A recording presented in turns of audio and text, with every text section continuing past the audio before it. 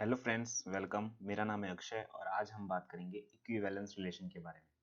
Equivalence relation को हिंदी में तुल्यता संबंध भी कहते हैं और इसके लिए इक्विवेलेंस रिलेशन के लिए हमें मोस्टली तीन चीज़ें प्रूव करनी होती है। पहली चीज़ है रिफ्लेक्सिव, यानी उस रिलेशन का रिफ्लेक्सिव होना। तो देखते हैं रिफ्लेक्सिव की डेफिनेशन क्या होती है। रिफ्लेक्सिव रिफ्लेक्सिव में क्या होता है कि इफ ए एंड ए, यानी उस एलिमेंट का उसके साथ ही रिलेशन हो, ठीक है। फॉर ऑल, इस साइन को बोलते हैं for all A belongs to set A. तो ये क्या हो जाएगा, रिफ्लेक्सिव हो जाएगा। जैसे कोई एलिमेंट ले लिया, रिलेशन मतलब रियल नंबर में से ले लिया आपने वन, और उसका वन के साथ रिलेशन कैसे भी डिफाइंड हो रहा है, ठीक है। तो उसका उसी के साथ रिलेशन होना यानी रिफ्लेक्सिव होना, ठीक है। तो ये होना चाहिए एक कंडीशन, पहली कंडीशन है इक्विवेलेंस रिलेशन के लिए कि उस रिलेशन का रिफ्लेक्सिव होना। सेकंड है सिमेट्रिक।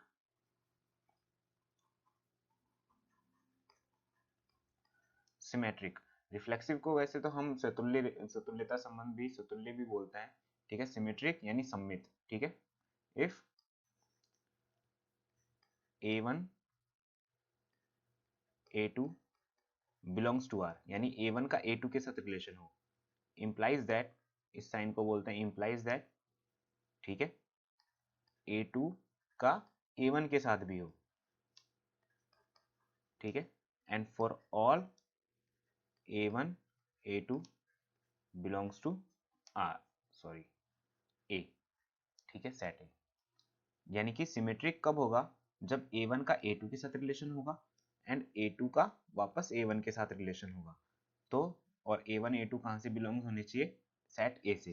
तो सिमेट्रिक होना भी जरूरी है, किसके लिए, इक्विवेलेंस रिलेशन के लिए। एंड थर्ड हम डिस्कस करते हैं ट्रांजिटिव। ट्रांजिटिव में देखिए क्या होता है, इफ a1 a2, a1 का a2 के साथ रिलेशन हो एंड a2 का कोई एलिमेंट a3 के साथ रिलेशन हो, ठीक है, implies that a1 का a3 के साथ रिलेशन होना कंपलसरी है, जब ही ट्रांजिटिव रिलेशन होगा, नहीं तो नहीं होगा, ठीक है। a1 का a3 के साथ भी रिलेशन होना कंपलसरी है। For all a1 a2 a3 belongs to, sorry, set a, ठीक है। तो ट्रांजिटिव कब होगा, जब a1 का a2 के साथ, a2 का a3 के साथ और a1 का a3 के साथ मस्ट कंपलसरी रिलेशन होना ही होना चाहिए। और for all a1 a2 a3 कहाँ से बिलोंग होने चाहिए, अपने सेट a में से, ठीक है। तो ये था इक्विवेलेंस रिलेशन। कैसे इक्विवेलेंस रिलेशन के लिए क्या कंडीशंस होती है, उस रिलेशन का रिफ्लेक्सिव होना चाहिए, उस रिलेशन का सिमेट्रिक होना चाहिए, उस रिलेशन का ट्रांजिटिव होना चाहिए, ठीक है। रिफ्लेक्सिव मतलब स्वतुल्य होना चाहिए, सम्मित मतलब, सिमेट्रिक मतलब सम्मित होना चाहिए, और ट्रांजिटिव मतलब संक्रामक होना चाहिए, ठीक है। तो वो एक तुल्यता संबंध होगा। अब अब हम इसके दो एग्जांपल लेंगे, जिसमें कि हम एक बार ये प्रूव करेंगे कि एक ये इक्विवेलेंस रिलेशन है, और एक बार हम इसमें ये प्रूव करेंगे कि ये इक्विवेलेंस रिलेशन नहीं है। तो आइए देखते हैं। हाँ, तो देखते हैं हम। आर हमने लिया है L1 L2, दो लाइंस ले ली, और L1 is parallel to L2, ठीक है। यहाँ पे सपोज कीजिए मैं एक लाइन ड्रॉ कर देता हूँ, ये L1 मान लीजिए और ये L2 मान लीजिए, ठीक है। ये L1 होगी और ये L2 होगी। अब बात करते हैं, हमें इक्विवेलेंस रिलेशन के बारे में प्रूव करना है कि इक्विवेलेंस रिलेशन होगा या नहीं होगा, चेक करना है, ठीक है। तो सबसे पहले चीज हम अभी हमने डिस्कस की थी, उसका रिफ्लेक्सिव होना या स्वतुल्य होना। रिफ्लेक्सिव कब होगा, जब हम पहले डेफिनेशन लिखेंगे कि डेफिनेशन क्या होती है, ए का ए के साथ रिलेशन हो for all A belongs to set A. अब इस केस में इसको अप्लाई कीजिए। क्या L1, क्या L1 लाइन खुद L1 के पैरेलल नहीं हो सकती, जरूर हो सकती है, ठीक है। L1 L1 के पैरेलल होगी, L1 is parallel to L1 for all L1 belongs to कोई भी सेट, यहाँ पे A ले लीजिए, ठीक है। तो ये हमारा रिफ्लेक्सिव प्रूव हो गया। अब सेकंड थिंग की बात करते हैं हम, सिमेट्रिक।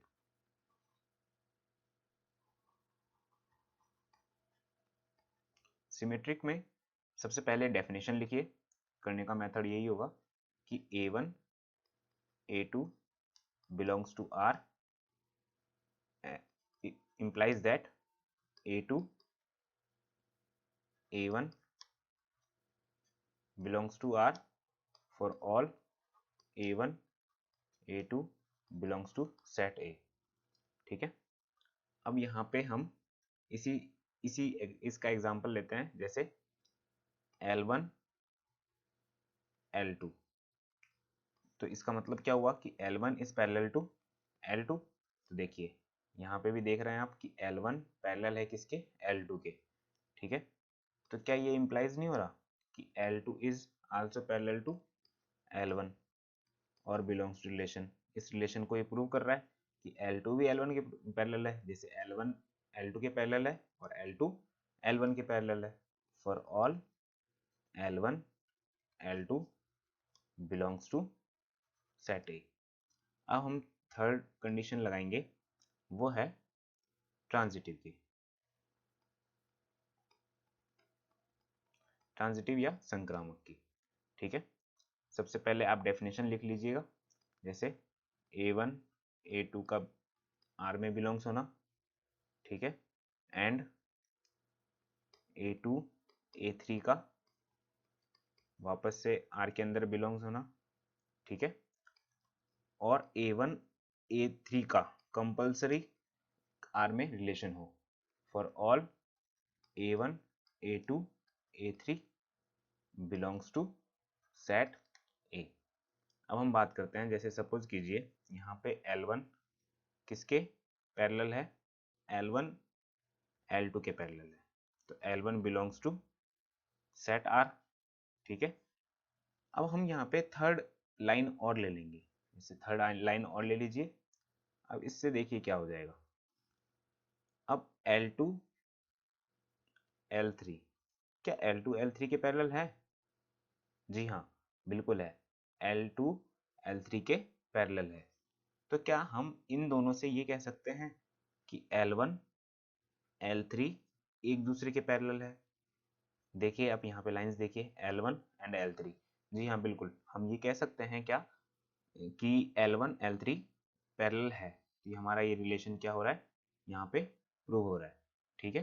तो ये ट्रांजिटिव भी हो गया for all L1 L2 L3 belongs to set A, ठीक है। तो ये यहाँ पे क्या प्रूव हो गया हमारा, ये जो रिलेशन दिया हुआ है वो क्या है, वो इक्विवेलेंस रिलेशन है, जिसमें कि हमने क्या प्रूव किया है, रिफ्लेक्सिव, सिमेट्रिक एंड ट्रांजिटिव। अब हम बात करेंगे कि ये इक्विवेलेंस रिलेशन प्रूव नहीं हो या फिर इक्विवेलेंस रिलेशन नहीं हो, ठीक है। तो बने रहिए। हाँ, तो हमने यहाँ पे एक एग्जांपल लिया, R X Y, X is the wife of Y. एक बहुत सिंपल सा एग्जांपल लिया है मैंने यहाँ पे इसको समझाने के लिए। देखिए इसमें क्या होगा, सबसे पहली चीज क्या प्रूव करेंगे, रिफ्लेक्सिव।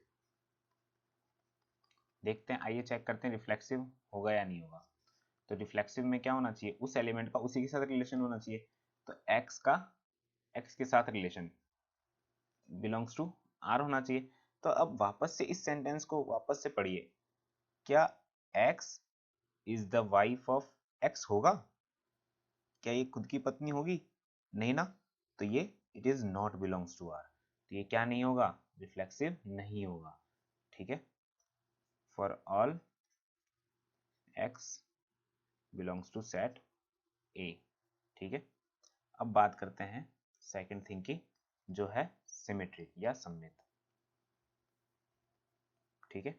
अब सिमेट्रिक की बात कर रहे हैं, तो X Y belongs to R, X Y की पत्नी है, ठीक है। तो क्या ये इंप्लाइज कर रहा है क्या कि Y X is also belongs to R, कि वाई भी एक्स की पत्नी हो?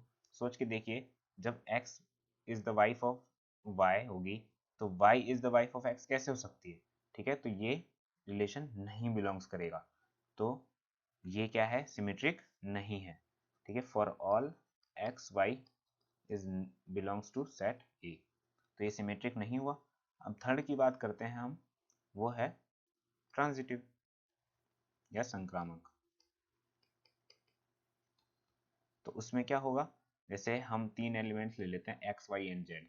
सपोज कीजिए X Y belongs to R कर रहा है and Y Z belongs to R कर रहा है, ठीक है, सॉरी आर कर रहा है, एंड तो क्या X Z belongs to R करेगा? सबसे पहली बात कि एक्स वाई की वाइफ होगी और वाई जेड की वाइफ होगी, ये कैसे पॉसिबल है? ठीक है, तो ये यहीं से नहीं हो पा रहा, ठीक है, तो ये ट्रांजिटिव भी नहीं होगा। ठीक है, तो आपने दो एग्जांपल देखे यहाँ पे, एक तो हो रहा है क्या, इक्विवेलेंस रिलेशन प्रूव हो रहा है, एक में इक्विवेलेंस रिलेशन प्रूव नहीं हो रहा है। ठीक है, आशा करता हूँ कि आपको इक्विवेलेंस रिलेशन के बारे में समझ में आया होगा। मैंने और भी रिलेशन के बारे में वीडियोस बनाए हैं, जैसे कि रिलेशन क्या होता है, रिप्रेजेंटेशन ऑफ रिलेशन। ठीक है, आप नीचे दिए गए डिस्क्रिप्शन लिंक के अंदर देख सकते हैं, उसका लिंक दिया गया है, आप वहाँ पर इस वीडियो को चेक कर सकते हैं। आशा करता हूँ आपको ये वीडियो पसंद आया होगा। अगर आपको पसंद आया तो please like share and subscribe जरूर कीजिएगा। Thank you very much.